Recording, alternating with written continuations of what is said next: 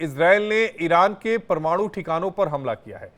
Tehran में परमाणु ठिकानों को निशाना बनाया गया है। ड्रोन और मिसाइल से परमाणु ठिकानों पर यह हमला किया गया है। हमले में 6 परमाणु वैज्ञानिकों की मौत हुई है। सेना के कई अफसरों के मारे जाने की खबर है। इजरायल के हमलों से ईरान में हड़कंप मचा हुआ है। इस वक्त की बड़ी खबर आपके टीवी स्क्रीन पर। तो ईरान की राजधानी तेहरान में सुबह करीब 3:30 बजे भारतीय समय के अनुसार ईरान और ईरानी सरकारी मीडिया ने भी इस बात की पुष्टि की है कि रिहायशी इलाकों में विस्फोट की आवाजें जो हैं वो सुनाई दी हैं। और तेहरान से 220 किलोमीटर दक्षिण में नंताज है, जहां पर विस्फोट की खबरें जो हैं वो आई है। ये ईरान की सबसे बड़ी अंडरग्राउंड परमाणु लेबोरेटरी है। इससे पहले भी इस लेबोरेटरी पर कई बार हमले हुए हैं, लेकिन मिसाइलों से हमले इससे पहले कभी नहीं किए गए थे। ये एक बड़ा हमला जो है वो इजरायल की तरफ से किया गया है।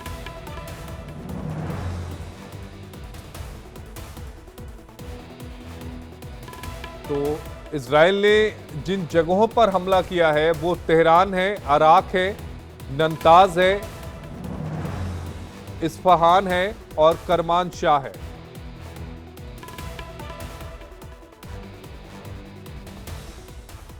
इजरायली सुरक्षा अधिकारी का बड़ा खुलासा। हमले से शीर्ष कमांडो को एक जगह पर रोका गया। 20 से ज्यादा स्थानों पर हमला किया गया।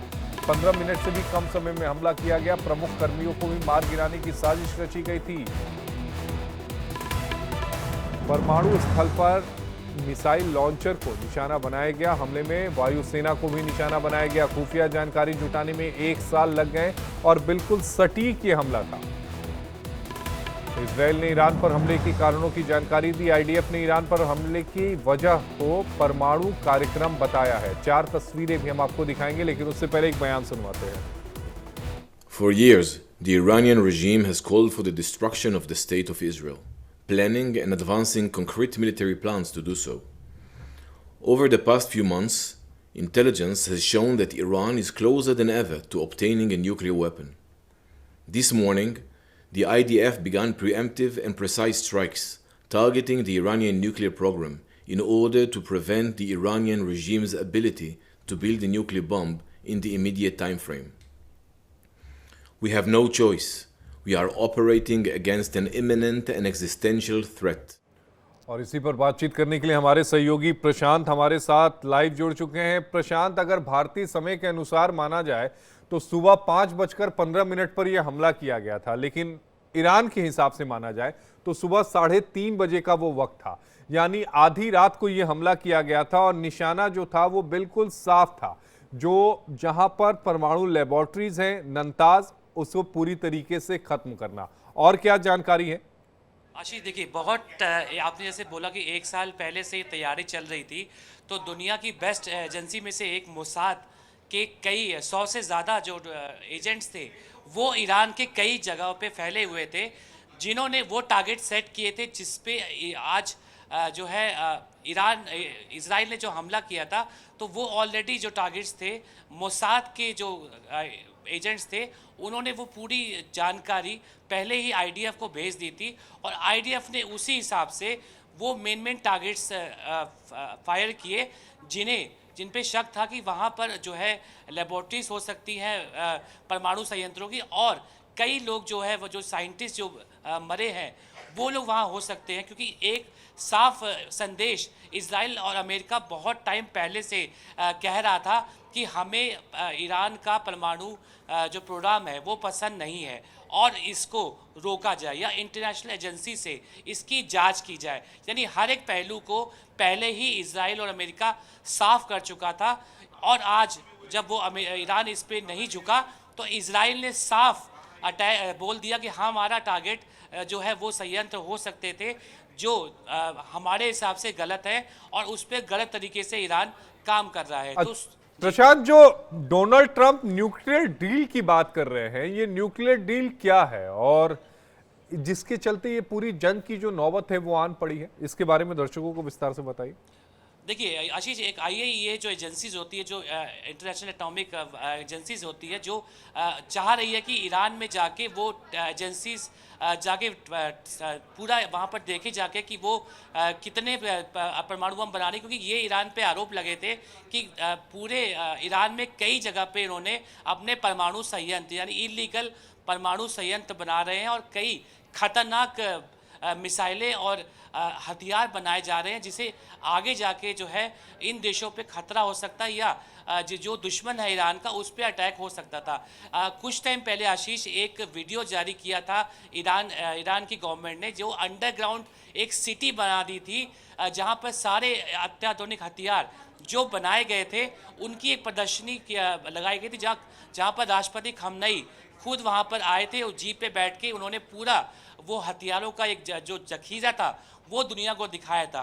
तो ये एक साफ संदेश पूरे दुनिया को गया था कि जो ईरान का न्यूक्लियर प्रोग्राम है वो खतरनाक हो सकता है, क्योंकि अमेरिका और इजराइल बहुत पहले जो है इनको पूरा नेस्त नाबूद करने के लिए तैयार थे, कि उन्होंने साफ तौर पे धमकी दी थी अगर ये बंद नहीं हुआ तो इसका खामियाजा ईरान को भुगतना पड़ेगा। ईरान को भुगतना पड़ेगा, लेकिन सबसे अहम सवाल कि क्या इस जंग में अमेरिका इजराइल के साथ है या नहीं है, क्योंकि अमेरिकी प्रवक्ता विदेश मंत्री हैं मार्को रूबियो, उनका साफ तौर पे कहना है कि ये इजराइल की एक तरफा कार्रवाई है, लेकिन कहने और करने में बड़ा फर्क है, क्योंकि जहां तक मुझे ध्यान में है इन्होंने अपना अमेरिकी B-2 बॉम्बर जो है वो पिछले 2 महीने से ईरान के खिलाफ उन्होंने तैनात करके रखा हुआ है। तो क्या ये माना जाए कथनी और करनी में फर्क नजर आ रहा है अमेरिका के? देखिए आशीष, अभी एक डोनाल्ड ट्रंप का जो है स्टेटमेंट भी आया है, उसमें साफ तौर पे ईरान को चेतावनी दी गई कि अगर तुम नहीं मानते हो तो हमें अगली कार्रवाई करनी पड़ेगी। यानी दो लोगों से दो बातें अलग अलग सुनने को मिली हैं। एक तरह से जो है विदेश मंत्री अमेरिका के कहते हैं कि हम ईरान की और इजराइल के बीच में नहीं आएंगे, लेकिन डोनाल्ड ट्रंप ट्वीट करते हैं, स्टेटमेंट जारी करते हैं ईरान के अगेंस्ट कि हमने बहुत समझाया था आपको, लेकिन अगर आप नहीं मानोगे तो हमें अब आगे की कार्रवाई करनी पड़ेगी और उसके लिए ईरान तैयार रहे। यानी आप पूरा साफ संदेश अमेरिका ने ईरान को दे दिया है कि अगर आप मानोगे तो ठीक है, नहीं मानोगे तो इससे ज़्यादा खतरनाक हमले। इससे पहले हमने प्रशांत देखा था कि एक ज्वाइंट कॉम्प्रिहेंसिव प्लान जो था वो तैयार किया गया था ऑफ एक्शन, जिसे बाद में JCPO के नाम से भी जाना गया था। 2015 का ये था, जिसमें 5 मुल्क अमेरिका, ब्रिटेन, फ्रांस, चीन और जर्मनी के साथ ये न्यूक्लियर प्रोग्राम पर इन्होंने सहमति जताई थी।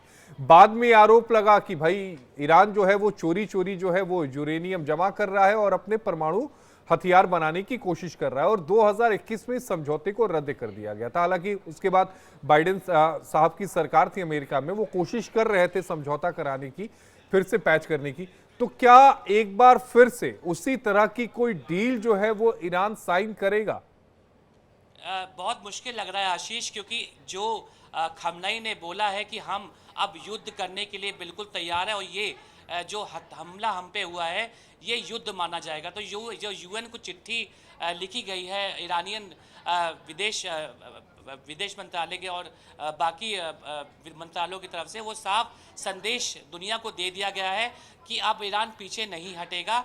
अब जो हमला हमें करना है, हमें अपनी, क्योंकि आशीष बात यह है कि 3000 से ज़्यादा बैलिस्टिक मिसाइलें जो है ईरान के पास है और कई अत्याधुनिक जो ड्रोन्स हैं वो तैयार है। तो एक बटन दबना है ईरान की तरफ से, और जो खाड़ी ईस्ट जो खाड़ी है उसकी अमेरिका जहाँ पर अपने पूरे जहाँ युद्धपोत रखे हुए हैं वो बिल्कुल टारगेट पे रखा गया है उसको। इसके अलावा इजराइल के कई शहर जो टारगेट पे ईरान ने रखे हुए हैं वो बिल्कुल तैयार है। तो ईरान अब पीछे हटने को तैयार नहीं है, वो अब आगे की कार्रवाई करने को तैयार है, और जो राष्ट्र के नाम संदेश खमनई करेंगे उसमें बहुत हद तक साफ हो जाएगा ईरान आगे क्या चाहता है।